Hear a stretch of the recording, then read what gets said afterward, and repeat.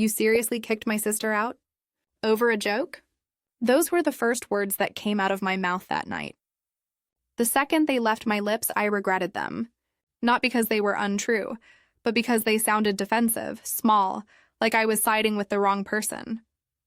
I remember standing in the kitchen, the smell of homemade salsa still in the air, Jaden's little pajama top tossed on the chair, and the echo of Dana's laughter still ringing in my head. It had all happened so fast.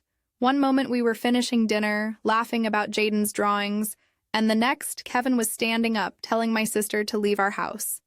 Dana had been sipping her wine, scrolling through her phone like she couldn't care less, and then she looked at Jaden and said, "Wow, your dad lets you stay up this late," with air quotes. The way she said dad made my stomach drop. Kevin froze. I shot her a warning look, but Dana just smirked, her tone syrupy and cruel. "What? It's cute." Discount dad vibes. I swear, for a second, the whole room went silent. Even Jaden looked confused. Kevin's chair scraped against the floor as he stood up, not angry, not shouting, just steady.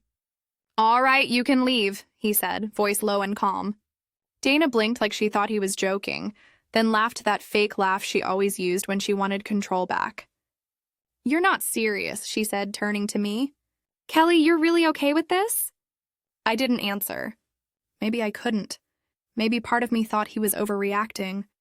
Or maybe I was just too stunned to pick a side. She left anyway, muttering something about fragile wannabe stepdads as the door slammed. And just like that, the quiet came down hard. I looked at Kevin standing by the sink, his jaw tight, shoulders squared. "You don't get to insult me in my own house in front of the kid I help raise," he said. His voice didn't shake, but I could tell he was hurt. Deeply. I should have gone to him. Instead, I just stood there, staring at the half-empty wine glasses like maybe they'd tell me what to do. That night, after Jaden went to bed, Kevin and I sat on opposite ends of the couch. The TV flickered on mute. Some reality show we weren't watching. I said quietly, "You didn't have to throw her out like that. Family can be messy."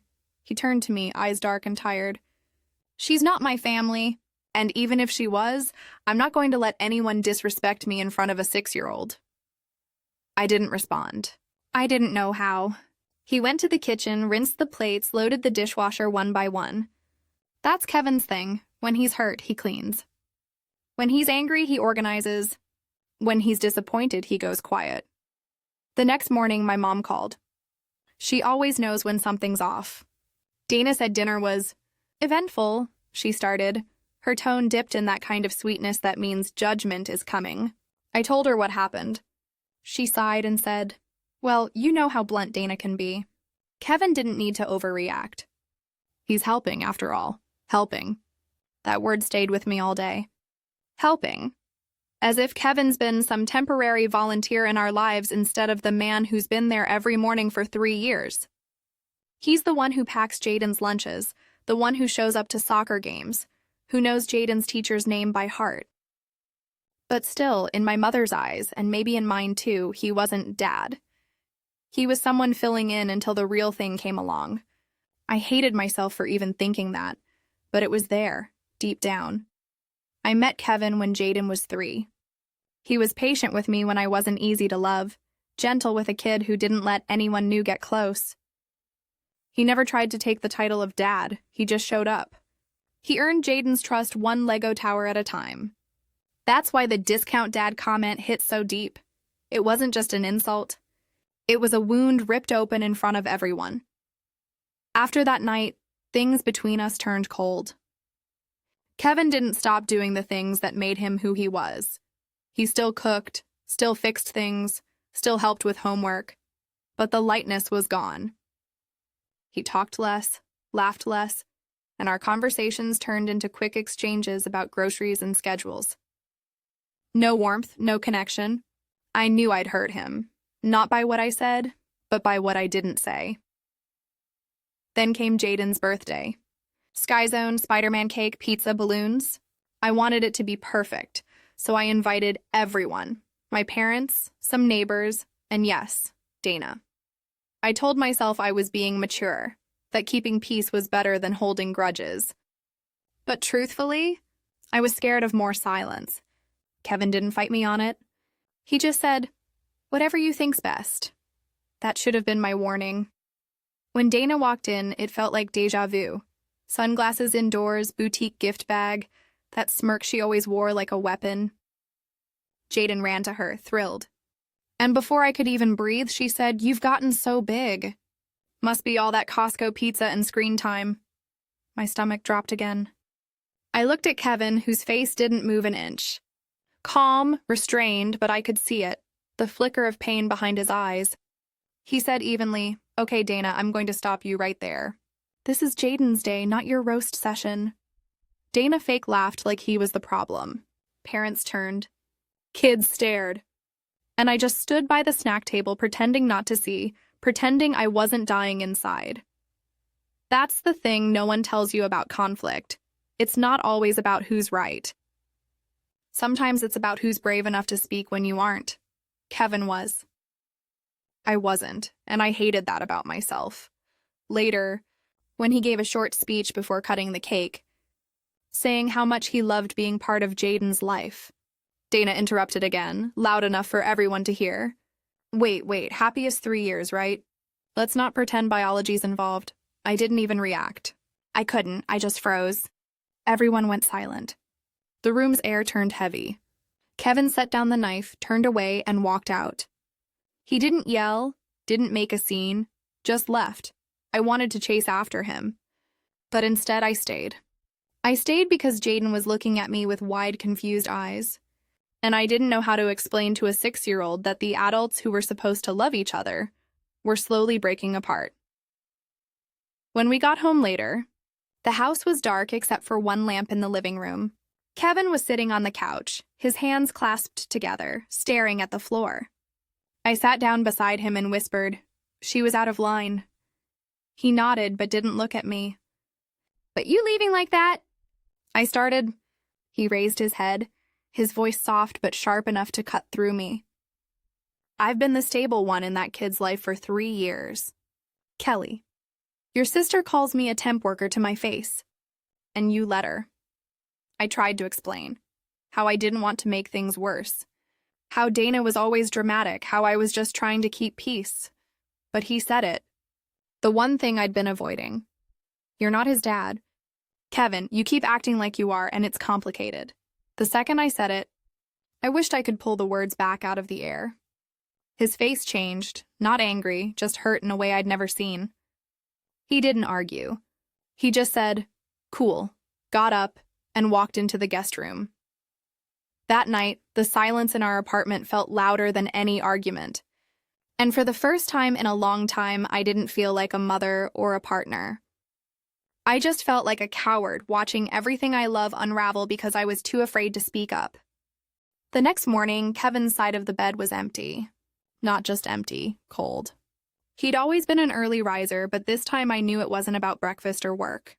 His laptop was gone from the nightstand. The framed picture of the 3 of us at the pumpkin patch, gone. I walked into the guest room and found the closet half empty, drawers pulled out like someone had packed quietly in the dark. He'd left his mug in the sink, still stained with coffee, and that small final detail broke me more than the silence itself. He didn't leave a note, just absence. Jaden padded into the kitchen in his Spider-Man pajamas, rubbing his eyes. "Where's Kevin?" he asked, yawning. I froze. I didn't have an answer that made sense to a 6-year-old, so I said the only lie I could manage. "He had to go to work early." Jaden frowned. "On Saturday?" His little voice cracked, and I turned away before he could see my eyes fill. By noon, I texted Kevin, "Can we talk?" No reply. An hour later, another, "Please." Still nothing. That night, I opened a bottle of wine and scrolled through my camera roll.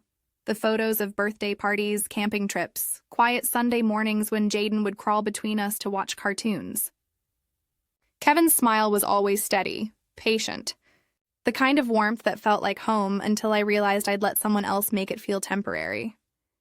Dana texted me the next day. "So did your man-child recover from his meltdown?" I stared at my screen, then typed, "You crossed a line, Dana. You embarrassed him. You embarrassed me, she replied instantly. Please. If he can't take a joke, he shouldn't play dad. That was it. The moment I knew she didn't get it, and maybe never would. For years, I'd laughed at her sharp comments, her way of cutting through people like she was performing. I'd mistaken cruelty for confidence. And I'd let her make me smaller, more cautious, too scared to stand up for the person who'd never hesitated to stand up for me. A week passed before Kevin answered. His message was short. I'm at my brother's. I need time. Time. Such a small word to describe the weight sitting on my chest. I wanted to fight for him, to fix it. But every time I tried, guilt tangled my thoughts. Maybe he was overreacting. Maybe I had chosen wrong. Maybe love wasn't enough when family kept reminding you where you didn't belong. Jaden started asking about Kevin every night before bed. Is he mad at me? He'd whisper. I'd pull him close, my throat tight. No, baby. He loves you. But each time I said it, it hurt more. Because love, I was learning, isn't always enough to make someone stay. 2 weeks later, I came home from work and found a small envelope on the counter. My name written in Kevin's neat handwriting. Inside was a folded sheet of paper. Qley, I didn't leave because of your sister. I left because of the way you looked at me after she said those words. Like you weren't sure she was wrong. I can handle being insulted. What I can't handle is being invisible in the home I helped build. Tell Jaden I'll always be here if he needs me. But for now, I need to protect what's left of me. Kevin, I sank to the floor and read it over and over until the words blurred. That night, I cried quietly so Jaden wouldn't hear, clutching the note like it could still warm my hands. The next morning, I called Dana. She didn't pick up. I tried again.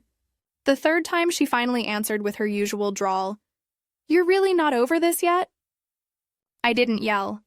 I just said, you don't get to talk about him anymore. Silence. Then she laughed, but it sounded uneasy. You're serious? I was.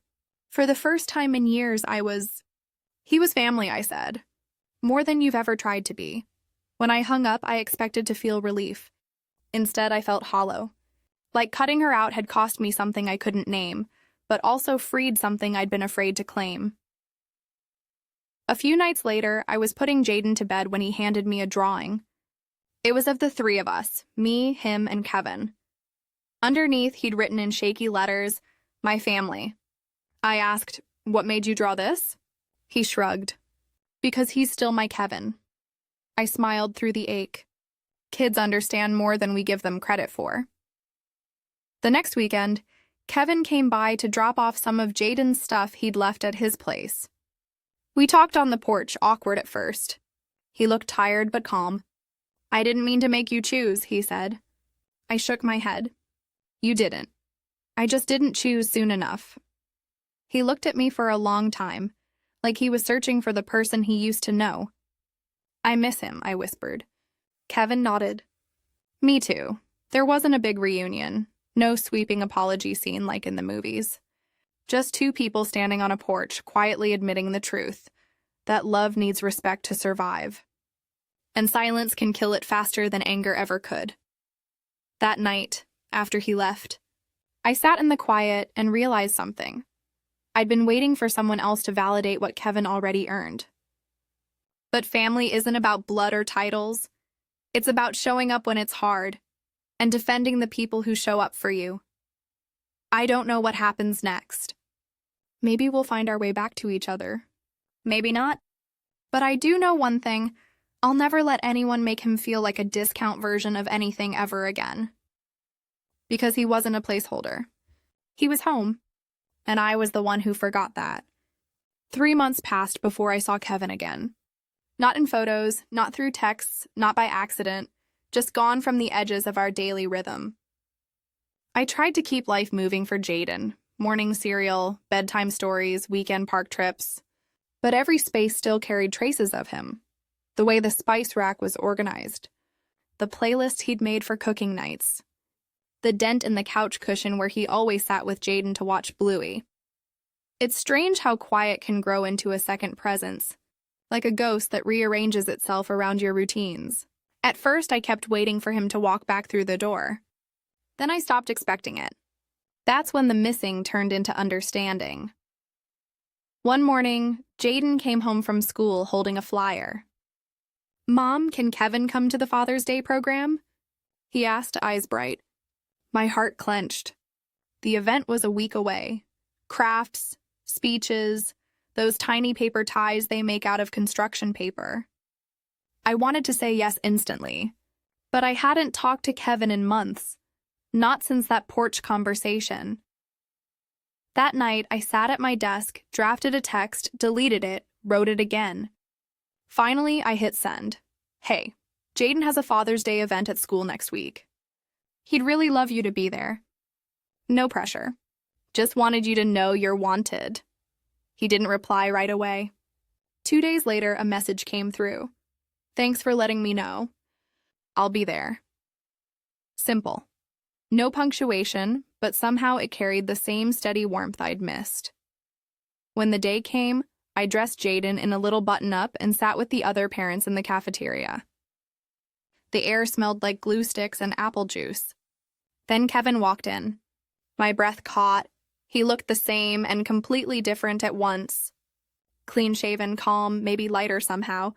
When Jaden saw him, he shouted, "Kevin!" and ran into his arms. I swear the whole room softened. The teachers started calling families up for presentations. Jaden's group had made drawings of their dads, or special grown-ups, as the teacher said.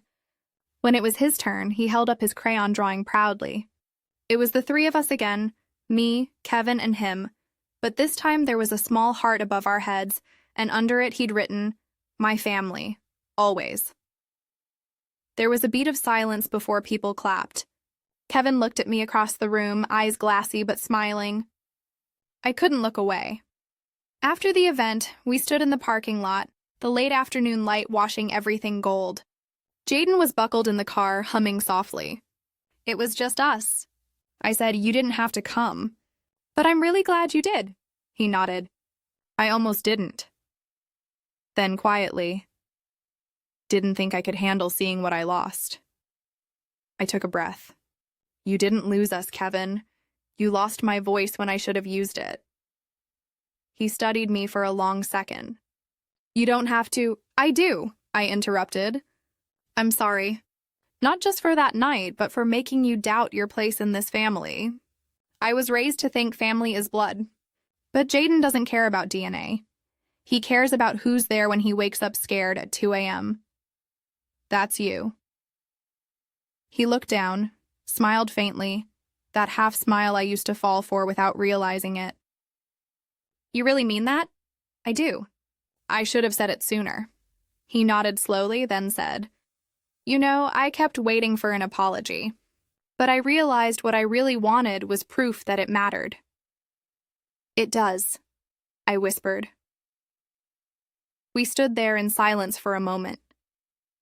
The kind of silence that didn't hurt anymore, just full of things unsaid but understood. Before he left, Kevin leaned down, looked through the car window at Jaden, and said, "Proud of you, buddy." Jaden grinned. "You coming over later?" Kevin hesitated, then glanced at me. I nodded. "If you want." That evening, when he came by, we didn't talk about the past. We just made dinner together like muscle memory. Jaden fell asleep on the couch halfway through a movie, his small hand resting on Kevin's arm. Later, after I carried Jaden to bed, I found Kevin standing in the kitchen, rinsing dishes like old times. I leaned against the doorway. "You know, I've been thinking," I said softly. "You once told me you didn't need a title to feel like family. I used to think that was humility. Now I know it was strength." He turned, drying his hands, eyes warm but cautious. "I'm not trying to replace anyone, Qley. I just love what we built." I smiled. "Then maybe we can build it again. Slowly. Better." He nodded, and something in his shoulders finally eased. No dramatic kiss, no promises wrapped in music. Just a quiet, steady understanding that healing isn't about rewinding. It's about choosing again, deliberately this time. Weeks later, on a lazy Sunday morning, Jaden burst into the bedroom holding 2 mugs of coffee. One slightly spilled, one full. "Breakfast in bed!" he shouted. Kevin laughed, pulling him onto the bed. And just like that, it felt normal again. Not because everything was perfect, but because we'd learned how to speak, how to protect, how to stay. I looked at them, my heart full, and thought, love doesn't need labels. It needs loyalty. It needs voice. And this time I wasn't going to lose mine. It's been a year since that Father's Day. 12 months of quiet rebuilding, brick by brick, word by word. No grand declarations, no dramatic makeups. Just the slow, steady rhythm of people who finally understand what almost broke them. Kevin didn't move back in right away. We started with weekends, family dinners, small trips, Sunday mornings at the farmer's market. It wasn't about pretending the hurt never happened. It was about learning to exist together without tiptoeing around it. The first few months felt like walking on cracked ice. Then one morning I realized the cracks had healed, not erased, but filled in by forgiveness. We decided to go to therapy. Not the kind where you sit in silence waiting for someone to assign blame, but the kind that makes you see your own reflection without flinching. Our therapist, Dr. Lang, had this saying, "Silence is just fear in costume." It hit me hard. That was me. I'd spent years avoiding conflict, mistaking it for peace. But peace built on suppression is just a countdown to collapse. Kevin listened through every session with the same quiet focus that used to frustrate me. When I said I was scared he'd never forgive me, he said, "I already did. I just needed to see that you forgave yourself too." That's the thing about Kevin. He doesn't love loudly, but he loves completely. Jaden's older now, 7 going on 17. He still calls Kevin Kevin, but sometimes, in his sleep, I've heard him mumble, "Dad." The first time I told Kevin that, he just smiled and said, "He'll call me whatever feels right. I'm here either way." There's something profoundly unselfish in that kind of love, the kind that doesn't demand recognition, only trust. As for Dana, we haven't spoken much. She texted once around Christmas, "Hope you're good." I replied, "We are." It wasn't angry, just final. Some doors don't slam, they simply close and stay that way quietly for good reason. Mom still tries to play mediator, but I've stopped explaining myself. Setting boundaries isn't cruelty, it's clarity. Sometimes late at night, when Kevin and I are cleaning up after dinner, he'll catch my hand and say, "You still overthink everything?" I'll laugh. Every single thing. He'll grin and kiss my forehead. Good. Keeps me on my toes. It's light again between us. Earned light, not borrowed from comfort or habit. We don't label what we are anymore. We're not chasing a perfect version of family. We just are one. Imperfect, stitched together by effort and small daily acts of love. The other day, Jaden brought home a school project. Draw your home. It wasn't a house. It was 3 stick figures sitting on a couch, a messy table in front of them, and a TV showing a heart. Underneath, he'd written, "Home is where we laugh again." I taped it to the fridge. Not as decoration, but as proof. Proof that healing isn't loud. It's not fireworks or grand gestures. It's morning coffee shared in silence. It's small apologies that come without prompting. It's the courage to say, "I was wrong," and the grace to answer, "I know." We're okay. Sometimes I still think about that night. Dana's words, my silence, Kevin's face. The way everything shattered in seconds. But now, when I replay it, I don't feel shame anymore. I feel gratitude. Because losing everything forced me to learn how to hold it right when I got it back. Love isn't discount. It's full price, paid daily in patience and honesty and presence. And for the first time, I'm not afraid to speak up for it. Because this time I know exactly who and what I'm fighting for.